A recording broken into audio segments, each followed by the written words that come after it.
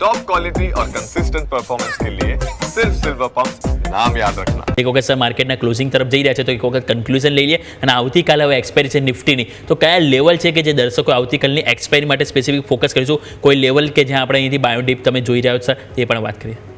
Yes, હવે નિફ્ટીમાં અત્યારે જે નિફ્ટીએ જે લેવલ બ્રેક કરેલું છે 25,000નું, એ પ્રમાણે નિફ્ટીમાં કાલે થોડી તેજી જોવા મળી શકે છે. નિફ્ટીમાં આપણું જે લેવલ છે, આગલું લેવલ છે ઉપરનું છે 25,220નું અને નીચેનું જે લેવલ છે એ 24,900 છે. જો 24,900 થી નીચે જશે તો નિફ્ટીમાં આપણને વધારે ઘટાડો જોવા મળી શકે છે. પણ જે પ્રમાણે ઓપ્શન ટ્રેડિંગમાં અત્યારે પોઝિશન બિલ્ડઅપ થઈ રહી છે અને માર્કેટમાં no news means sometimes good news, કે કોઈ ન્યૂઝ નથી, એ જોતા કદાચ આપણને થોડી તેજી જોવા મળી શકે છે.